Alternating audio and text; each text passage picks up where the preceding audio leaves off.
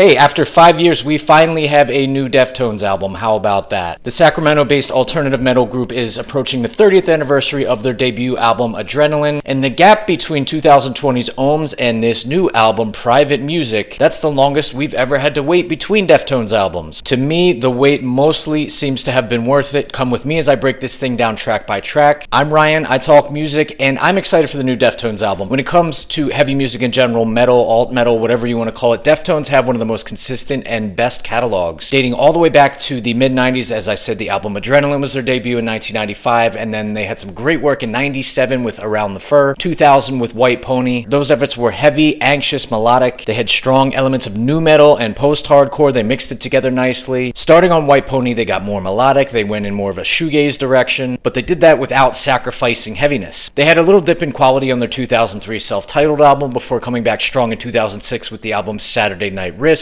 That was an ethereal, atmospheric effort, which really did see the band evolving as they head into what really has become their mid-career. That evolved a bit more on 2010's Diamond Eyes, which saw them getting heavier than they had been in quite some time. And then they dropped in 2012 their masterpiece, Koi No Yokan, one of their best albums, arguably right up there with White Pony in my book. That was probably one of their most versatile albums that brought a very distinct dream pop influence into their music. Now, the band kind of went through a tough time. In 2008, original bassist Chi Chang was in a devastating car accident that left him in a coma. Unfortunately, he passed away in 2013. Their output really seemed to suffer a little bit too, and they released 2016's Gore, which was an underwhelming record, and 2020's Ohms, which was a bit more of a step in the right direction. And even though bassist Sergio Vega stepped in and really did fill Chi Chang's shoes to the best of his ability, he actually played great on Koi No Yokan. It seemed like the band was kind of lacking that chemistry that they had before. It's understandable when you lose a core member like Chi Chang. So it's been 5 years. They've taken some time. They are back. They have the classic lineup of vocalist Chino Moreno, guitarist Stephen Carpenter, drummer Abe Cunningham, and keyboardist and turntablist Frank Delgado. Sergio Vega did actually leave the band in 2021. He was recently replaced with Fred Sablin, who played bass for Marilyn Manson for a few years. In addition, they brought back producer Nick Raskelniks, who produced their 2010 effort Diamond Eyes, as well as the masterpiece that was Koi No Yokan. So given all that, what do Deftones have to offer us here in 2025? Well, I will say that Private Music is their best album in quite some time, probably since Koi No Yokan. It is a very strong effort, and let's talk about the tracks and why I feel that way. The album's lead single, My Mind Is a Mountain, was released about 6 weeks before the album came out. It immediately gives us this punching, plodding, heavy riff that's reminiscent of some of the better moments of the band's mid-career. There's a bit more of a slightly groovy, more post-hardcore influence on this track. That sort of re-emerged on Ohms a little bit. We saw them sort of heading in this direction, and it seems like they're picking up where they left off on their last album. The song's chorus is just peak Deftones. It's ethereal, it's melodic, it doesn't sacrifice heaviness. That's a formula that Deftones, they've been following for about 25 years now, and they still pull it off quite well. While Stephen Carpenter's riffs and guitar work really sounds as excellent as it always does, it's vocalist Chino Moreno that gives a great performance when he's delivering his clean vocals, though I will say that his screams do sound a little bit tense. They sound pretty aggressive, but they also kind of sound strained, and that's probably due to the fact that Chino's in his early 50s now. Overall, he still sounds pretty good, and My Mind Is a Mountain is a perfect showcase of what we're going to get for the rest of the album from Chino. Track 2, Locked Club, features a heavy, almost dreamy post-hardcore shuffle with some impressive guitar work from Carpenter once again. I think Steph's guitar tone on this album is absolutely awesome. It's just superb. I believe it's all the way down to drop A for this song in particular, so it's pretty heavy. I will say Locked Club does kind of pale in comparison to My Mind Is a Mountain. That song is a very tough act to follow and gets the album started off very quickly. So there's immediately a little bit of a quality drop off, but again, just a small nitpicky thing for me. Ecdysis is the third track that opens up with a bit of an industrial keyboard passage and this great bass line from Fred Sablin, before we get a great chugging guitar riff from Carpenter that meets the dreamy vocals of Chino Moreno just perfectly. And it's by this time on the album that I've noticed that Chino Moreno's having a crisis because he can't figure out whether he wants to be a post-hardcore or dream pop vocalist. And of course, this is present on a lot of Deftones work. It's a great crisis to have. I love Chino for it. Ecdysis has a nice progressive song structure here with some irregular time signatures. Deftones trying something different here. But the guitar work, that's the main highlight for me. Really great riffing from Stephen Carpenter. And then we get to the fourth track, Infinite Source, my favorite track off of the album, 5 out of 5. It's a banger. It opens up with some incredible melodic passages that toes the line between beautiful and heavy, and man, that guitar tone once again is just spectacular. Chino experiments with some softer, different vocal patterns, and then he's got his normal cryptic, abstract lyrics, and the song is heavy, but at the same time it's like accessible, it's melodic, it's got this heavy wall of sound driven type bliss. Man, it just sounds great. great. It's a beautifully dreamy song. Right off the bat on the first listen, I was like, this is it. This is the song. Most Deftones albums, they have that song. For me, Koi No Yokan, it was Rosemary. For Diamond Eyes, it was the song Risk. There's always like this really ethereal, beautiful, heavy melodic song. You get at least one of them on every Deftones album. This is the one. It shows Deftones probably at their most accessible that you'll find on the entire album, but they keep it heavy, they keep it ethereal. It's that version of Deftones that made me fall in love with the band decades ago in the first place. And I wonder, where were songs like Infinite Source off those last two albums, Gore and Ohms? They just didn't exist. Souvenirs, the fifth track after Infinite Source, again, sort of a drop off in quality. Again, it's like the album sets itself a standard that it has to live up to. It's still heavy, it's ethereal, it follows all those same formulas that Deftones are so good at, but it does take a step back. The riffing doesn't seem quite as inspired or unique. It's not as beautiful, it's not as pretty and melodic. It sounds more like a track we might have heard off of Gore, which, if you can't tell by now, is not my favorite Deftones album. I found some of this to be present on Ohms as well, and again, they really started taking a step in the right direction on Ohms. Souvenir is a good song, but it's not like a great song. It seems like it belongs more off of one of those albums. It is a 6-minute song, kind of overstays its welcome a bit. It struggles to keep my attention. They have some droning outro with these nice keyboards. I'm really not sure why they couldn't have just made that like an interlude, why they had to make the track 6 minutes, whatever, a small thing. Things pick up again, they get nice and heavy on the 6-track CXZ. We have an industrial sort of intro, we get some of the most distinct post-hardcore and heavy vibes off of the album so far. Chino does wind it down into a more melodic, softer delivery and kind of gets us in more of an accessible mood during the song's chorus. For the first time on the album, Abe Cunningham's drum work stands out to me. There's some excellent fills about 2/3 of the way through the song, which remind me just how much potential he has behind the drum kit. The song is a quick hitter, it cuts off abruptly, kind of keeps the listener on their toes. It's small nuances that to me are very important to a band like Deftones, because some of their songs will tend to run together, especially on more recent albums, though this does date back to kind of their peak material as well. And they try a few new things here. They try not to make it sound so samey, which is much appreciated. I Think About You All the Time comes in with a calm and ethereal passage with some elements of post-metal, and it slowly builds into one of those typical Deftones dreamy melodic songs. They have some heavy melodic riffing, but also in a major key, which is kind of something that reminds me as to how Deftones have such a large and diverse fan base. They make these forays into accessible territory. They appeal to a lot of people. They toe that line. They've always been good at making that connection between accessible and heavy. I can kind of see how this would alienate heavy music purists, especially when you hear something like that strummed acoustic guitar over the distorted guitars towards the song's end. But if you're a metal band, alt metal, whatever it may be, you got to have that sonic diversity, and that's something that's not really easy to do in this genre, but Deftones, they do their best here to pull it off. The 8th track, Milk of the Madonna, is the second lead single, released about 3 weeks before the album dropped. It's really a remarkable melodic piece that doubles down on the post-hardcore influences. There's a nice groove here with an excellent melodic chorus. There's some impressive layered and sometimes dissonant guitar parts from Carpenter that somehow resolve into melodic riffs. Abe Cunningham gives us an emphatic, active performance behind the drum kit once again. And while the song structure maybe it leaves a little bit to be desired for me, it's still a great piece and a very fitting lead single. However, it does feel a bit safe for Deftones, a bit towards that tried and true formula. And there's moments like that on this album where, yes, they're trying some different things, but they also kind of stick to what works. It's not a bad thing. I enjoy safe Deftones songs, if you will, but I don't feel like that shows a ton of variety from the rest of the album, or really for their entire catalog for that matter. Their stuff just tends to run together sometimes, and we do see that here. But Milk of the Madonna is still a pretty good song. So they get a little outside their safe territory on the 9th track, that's Cut Hands, and Chino comes in with some Around the Fur and White Pony era scatting and rapping, and he kind of has that distorted effect on his vocals. It reminds me a little bit of the song Back to School off of White Pony. There's some definite new metal vibes. You get a simplistic riff from Carpenter that manages to sound heavy as all hell. I think this song is sort of a deliberate throwback to the older days to kind of throw a bone to some of the old school fans, and then halfway through the song switches into a 3/4 time signature, and it really does kind of go against what I said on Milk of the Madonna, how these guys now all of a sudden are not trying to sound so samey. They're not trying to be safe. They're trying something different. I also love the heavy breakdown at the end of the song. This is a cool track that I think will get a little bit of criticism. I think people will think that they were trying to dumb it down a little bit, and the lyrics are eye-rolling. Honestly, the chorus,